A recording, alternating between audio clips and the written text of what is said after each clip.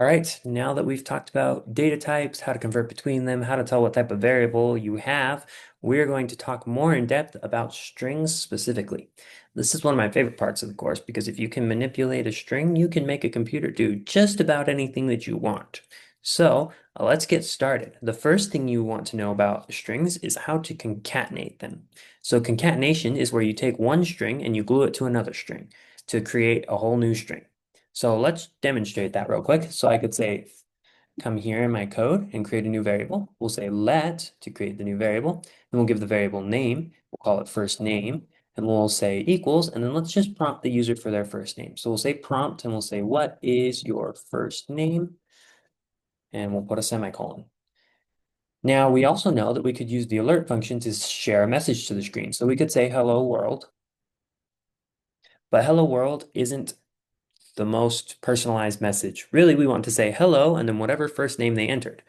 So what we're going to do is I'm going to show you how to concatenate. So we're going to say hello and then plus, and that says we are now concatenating. Take the string before the plus and the string after the plus and glue them together.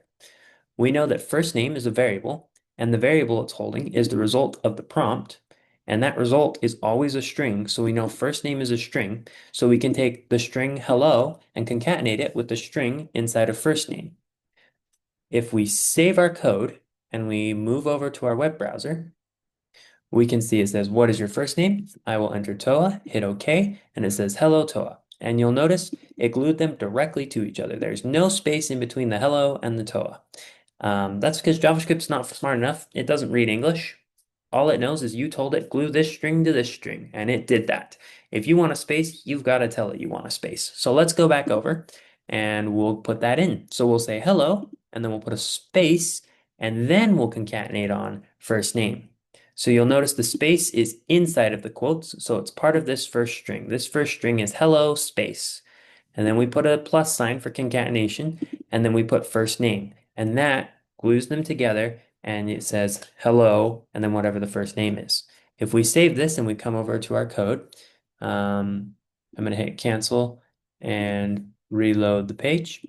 Says, what is your first name? If we put Ryan and hit OK, it says hello space Ryan.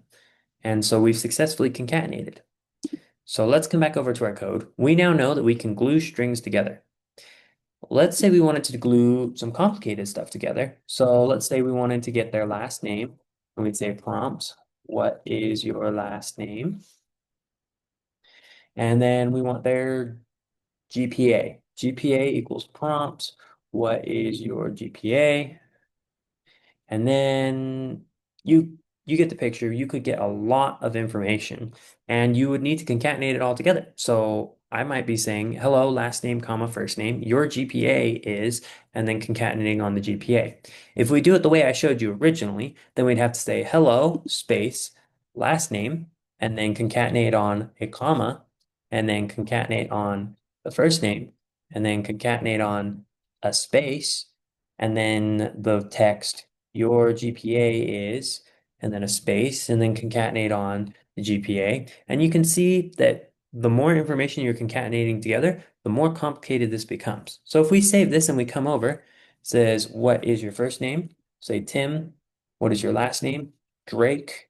What is your GPA? 3.4. And now it says, hello, Drake, comma, Tim. Your GPA is 3.4. So that's great. We're only concatenating three pieces of information, but you could see how this could quickly become a pain. So I'm going to hit close and I'm going to come back over and I'm going to show you how you could do this exact same thing a little more simply. So what I'm going to do is I'm going to type alert and then I'm going to create a string. And what I'm going to create is called a formatted string.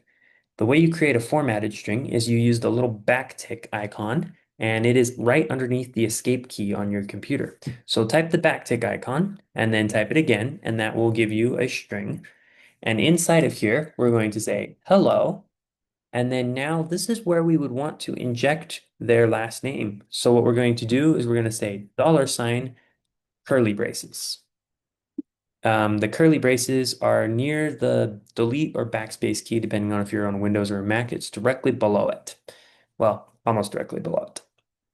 So now anything I type in between these curly braces, I can now reference other variables And JavaScript is smart enough that it'll take this string and it'll inject the variable directly in there. So I can say, hello, last name, and then I can put a comma after the curly braces, and then I can put a dollar sign and another set of curly braces, first name, and then I can put a space and say your GPA is, and then I can put dollar sign, curly braces, GPA.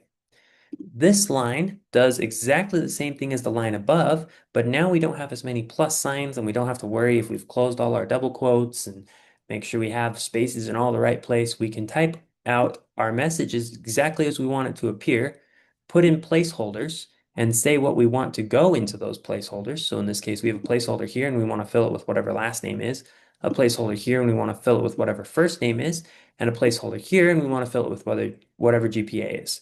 These two lines accomplish the exact same thing. The second line, depending on your opinion, might be more readable.